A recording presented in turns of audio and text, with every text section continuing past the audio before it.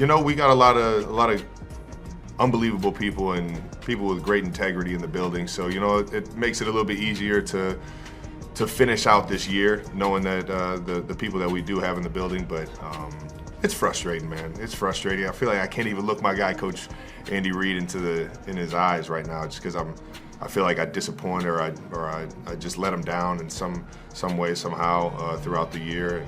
And Wait, let it get you to feel this like you point. let down Andy Reid? Of course, yeah.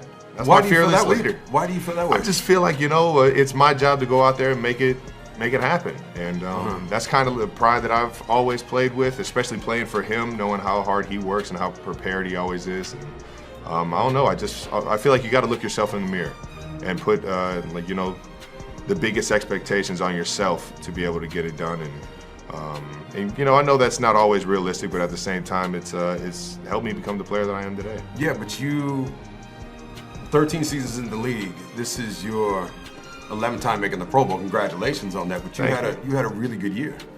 Oh yeah. I mean, obviously, each game is different. You know, when you look at the grand scheme of things, it's a little different than, you know, the certain situations that I felt like I've let the team down or I didn't play at my best, and things like that. But yeah, at the same time, it's just sitting here disappointed and letting the season get to this point. Yeah. Well, speaking of that, you had a really good year, a Pro Bowl year. You led the team in catches, yards, touchdown catches, all that stuff. In fact, you had a great year. You also are the leading guy, the guy in that category throughout the whole history of the Kansas City Chiefs. How does that feel?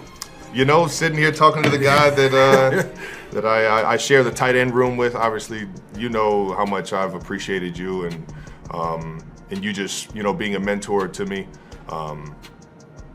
That and being Tony Gonzalez and trying to chase your greatness, man. Thank you for being as great as you were, because I feel like that drove me to want to, you know, be the greatest version of myself. And knowing that you could do it here and you can, you know, have the career that you had here in Kansas City and just the mentor that you are. Obviously, you know, the records are, you know, it's a team game. You know, I know I'm very fortunate that I came here into Kansas City with a guy like Andy Reid and Pat Mahomes and all my other teammates that helped me, you know, accumulate all those yards and all those catches and all that. But at the end of the day, I know that this place is special because of the people that were here before me, and it's been awesome to, you know, keep that legacy going. Well, the way you talk about coming in, right when I was leaving, you were coming in. Oh yeah. And we've been in communication for a long time since you got in the league. Oh, yeah. Alan Wright, I think. Alan Wright who hooked us up? Hall of Famer Alan Wright. Is he a Hall of Famer now? Oh yeah, he's a Hall of Famer. He's the equipment manager. He hooked us up, and I remember he was calling me. He texted me and he said, "Hey, we got a guy out here who, you know, 3rd round pick. He's all, but don't be fooled by that. This guy can play." And he hooked us up. Oh yeah. And we've been communicating ever since. But I remember the day, man. They probably got me on the cameras pacing up and down the hallway because I was talking to Tony Gonzalez. Man, it was crazy, dude. But I've really loved the way you've done it your way. I've always called you my alter ego, because of the way you play the game. I was always so tight. You know, I was just I wanted to do, like, don't say too much, don't rock the boat too much, but you did it completely opposite of the way I did it. Like, you Frank Sinatra did.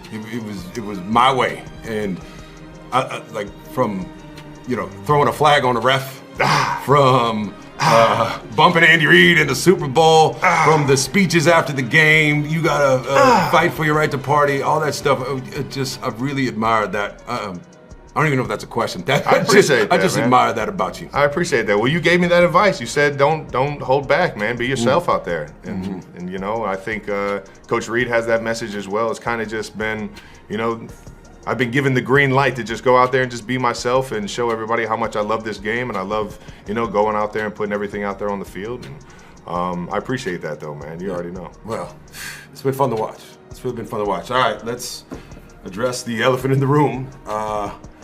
Where's it at over there? Christmas Day, last game at Arrowhead.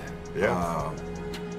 Will that be the last time you walk down that tunnel in front of the home crowd? You know, that's a good question, man. I think I'm still searching for those answers. I think, you know, obviously the way this one ended with a sour taste in my mouth, I feel motivated, but I got to make the right decision for me. And I got to hope that, if I do want to come back, the Chiefs are willing to bring me back.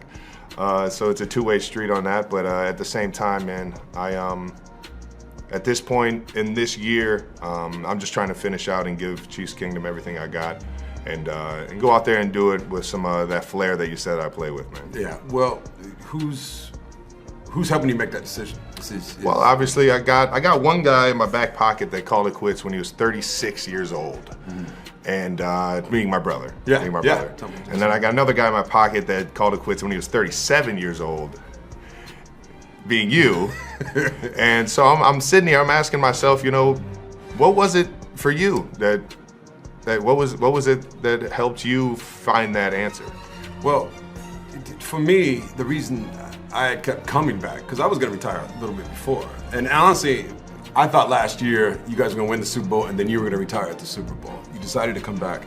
But for me, it was chasing that. And that's where I look at you. There's nothing else left. I mean, you are one of the greatest tight ends of all time, if not the greatest. You have won Super Bowl rings. You have been all pro. You have done stuff off the field. You have stuff waiting for you after the season's over. The sky is the limit on what your next chapter is going to be. So that's where I think, who knows what that's going to be. yeah, and who knows what that's going to be, but Yeah. you have that opportunity. So that's for me, that's what went into it. It was like, okay, what am I looking for after this season is over? And, I was in Atlanta at the time. We'd won 2 games. So I knew, like, okay, if I come back here, we're probably not going to win the Super Bowl. So that was a big part of it. Okay, and I had finished everything I wanted to accomplish as a player individually. Yeah. And I said, all right, well, I guess the Super Bowl is just not in the cards for me. But for you, that's not the case. So when you look at all that, Yeah. does that factor into your mind? Okay, what would I be coming back for? What would you be coming back for if you do come back? Just the fact that I know when it's over, it's over. And I feel like, I don't know, like, I still have a lot of love for this game, man. It's if I feel like if I came back, it'd be to answer that flame in my heart that I still love this thing. And I've been very fortunate to handle things on the field and off the field, to be able to set myself up and follow the footsteps of guys like Tony Gonzalez into the booth if that's something that I want to do. And obviously stay around the game somehow, some way.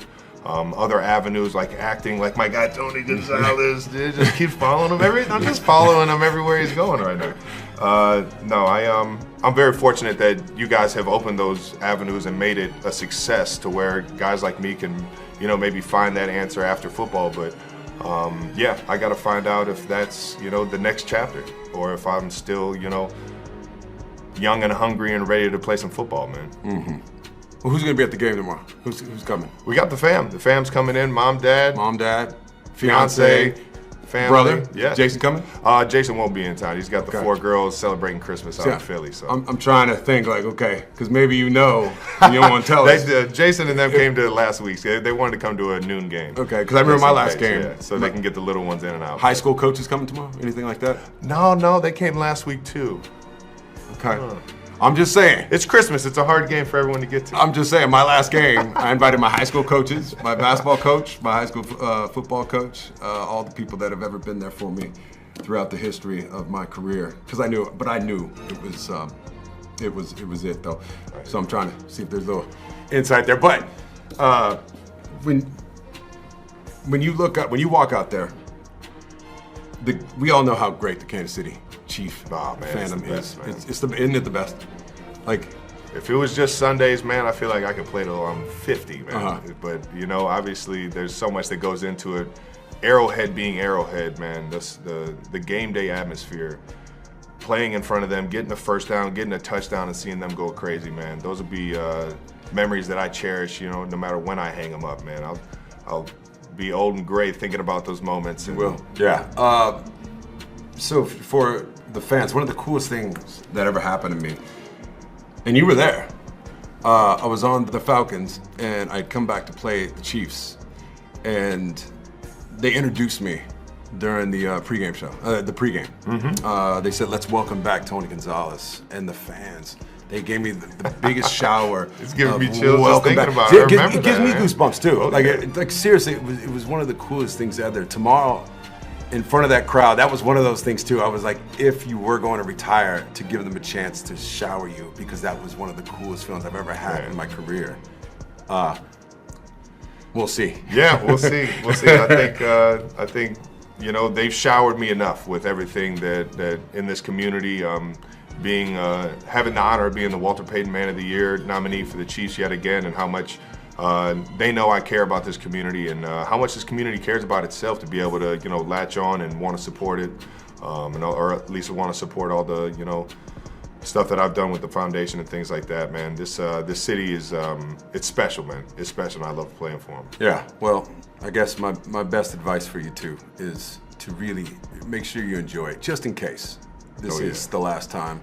It is a weird feeling, you know, putting on your shoulder pads before the game, walking down that tunnel, feeling the cleats hit the ground, that sound that it makes, knowing that this is going to be the last time I'm going to do it. Well, for you, in front of the home crowd, obviously you have one more game after this. Yeah. So make sure you savor it, enjoy that moment. You know it, baby.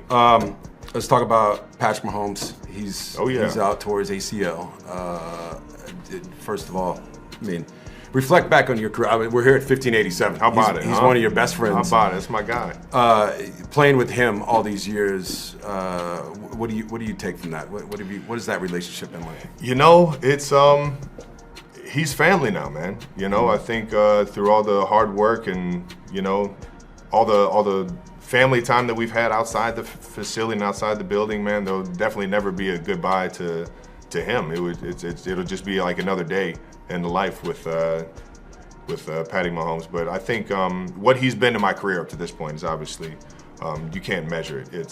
It's all the little things that you see manifest out there onto the field that we're working on every single week, every single off season.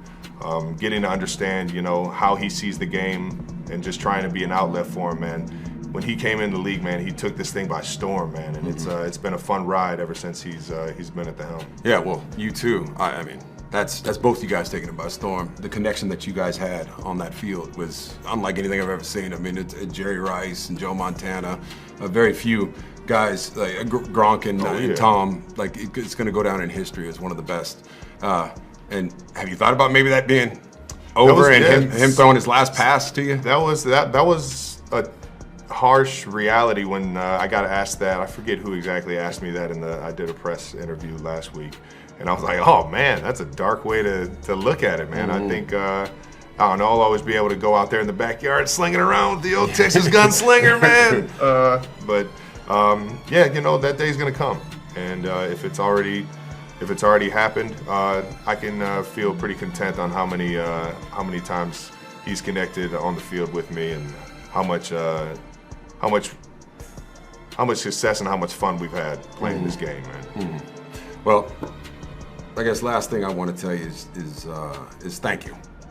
Really, I mean that, because, you know, the closest I ever got to a Super Bowl, well, in Atlanta, we went to NFC Championship game, but I don't even know if you remember. I was at the game when you guys won it the first time. Come on, man, I remember Miami. like it was yesterday. Do you remember what happened? The first one I hugged when I knew I won it, dude. That's what it is. You're coming off to the sideline, and you're going back, and you guys it was over. And got to give you a big hug, got to give you a handshake, and that is the closest I ever came. And I really felt like we won. So, we did, baby. So I want to thank you for that. I was just passing along the legacy, baby. You already know. But that was one of the coolest moments ever.